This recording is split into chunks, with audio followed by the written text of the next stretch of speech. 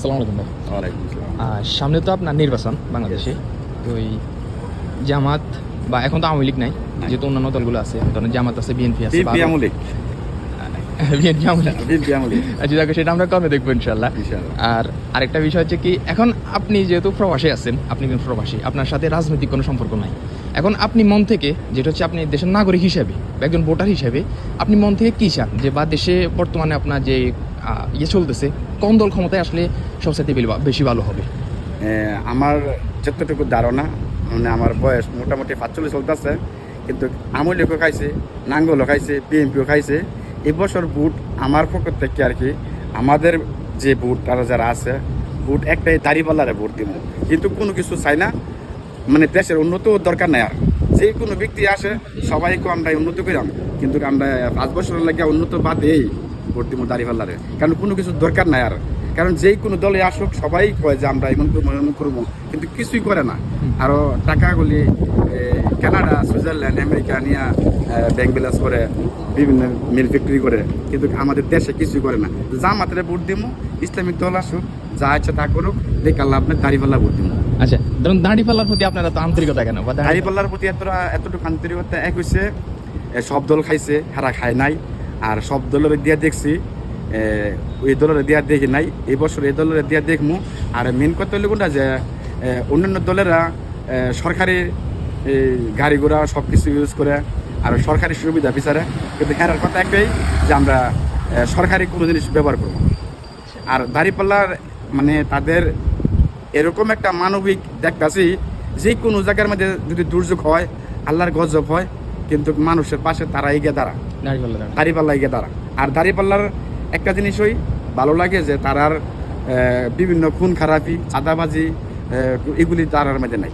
আচ্ছা, অনেক ক্ষেত্রে তো আমরা শুনি, অনেকে বলে যে জামাত নাকি আপনার সন্ত্রাসী দল, জামাত নাকি আপনার এই যে বিভিন্ন মানুষের রক কাটে, বা এরকম আরো অনেক কিছু, বা নারী বিদ্বেষী, এরকম অনেক কিছু শুনে যায়। এটা কি আসলে বাস্তব কিনা? তাইলে একটা কথা বলতে হয় যে নাম কি আনারস, মানে রস নাই কিন্তু রসে ভরা।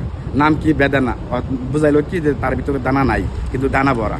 তো ঠিক এরকমই রক কাটা শিবির এই সেই বলে, এটি হচ্ছে যারা নাকি আওয়ামী লীগের লোক, যারা নাকি জনগণের টাকা লুটপাট করে খাবার ইচ্ছা, তারা এই সমস্ত কথা বলে। কিন্তু ইসলামিক ছাত্র শিবির, হ্যাঁ, এমন একটা মজবুত দল, আগে জানতো না মানুষ, এখন বুঝতে পারছে। আগে নেট ছিল না, এখন নেট আছে। আগের মানুষ আসল বোকা, এখন মানুষ বোকা নাই, এখন সবাই সচেতন হয়েছে।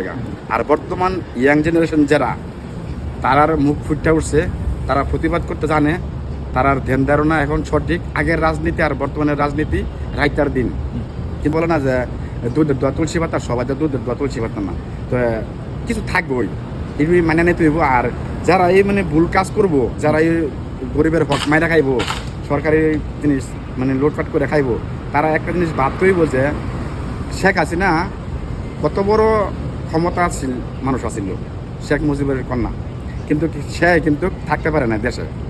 যদি যেই দল আসুক, মানে আমরা তো আর জানি না কোন দল আল্লাহ লেখা লাগছে, কিন্তু একটা জিনিসে ভাবি যে যেই দল আসুক, যদি অতিরিক্ত কোনো কিছু করে, মানে ঠাই নাই।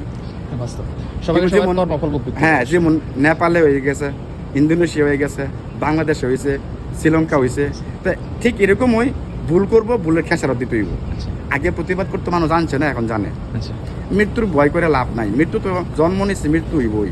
কিন্তু এইভাবে আমার গরিব দুঃখী লোকের টাকা পয়সা লুটফাট করে খাইয়া লাইব, তো খাইলে খাক, দাঁড়িপাল্লা খাক, 5 বছর দেখি যদি ভালো চালাইতে পারে থাকবো, আর যদি খারাপ চলে তাহলে তাদেরকে ওই শেখ হাসিনা মতন করা হইব। আচ্ছা, তার মানে ধরেন আপনি বলতে চাইতেন যে আপনি বিএনপিকেও দেখছেন, আওয়ামী লীগকেও দেখছেন, এখন আপনার জামাতকে দেখার দরকার। জামাত দেখা দরকার। আওয়ামী লীগ যে সময় ছিল, সেই সময় কিন্তু সবাই আওয়ামী লীগের পক্ষে কথা বলতে বাধ্য হয়েছে, মানে মৃত্যুর ভয় দেখাইছে। মানে অনেকের মৃত্যুর ভয়ের কারণে হক কথা কইতে পারে নাই। এখন কিন্তু সবাই হক কথা কইতে বাধ্য, মানে হক কথা কইতে পারে।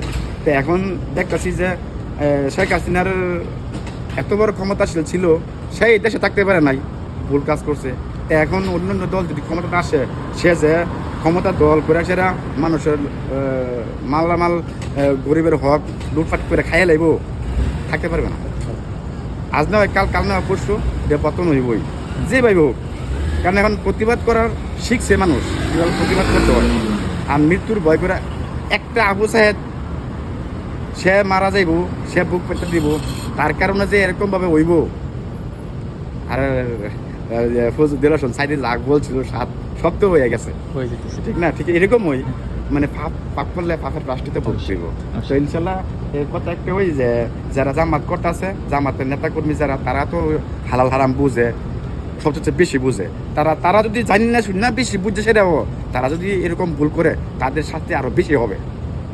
তাদের শাস্তি আখেরাতে তো বেশি হবে, কিন্তু এই দুনিয়ার এই বাংলার জমিনে সাধারণ জনগণ আরো বেশি দুর্বল। যে আমরা ভালোবাসে তোমাদেরকে ভোট দিছিলাম, তোমরা এরকম করলা কেন, তখন কিন্তু মানে রায় পেত না। তো এটা আরো বেশি শক্তিশালী ভাবে কড়াভাবে ধরবো। কিন্তু যদি জ্ঞান বুদ্ধি থাকে তাহলে এগুলি আর করবে না।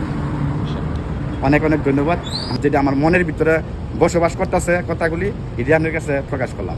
ওকে, ইনশাআল্লাহ আমরা দোয়া করি আমাদের দেশের জন্য যে দল সবথেকে ভালো হইব ওই দলই আসে। এগুলি আসো, কিন্তু ইনশাআল্লাহ। আমরা চাই না তবে আমরা একবার ওই যেহেতু বিএনপি কেও দেখছি, আওয়ামী লীগকেও দেখছি, এবার জামাতকে দেখতে জামাতকে দেখতে চাই। ইনশাআল্লাহ।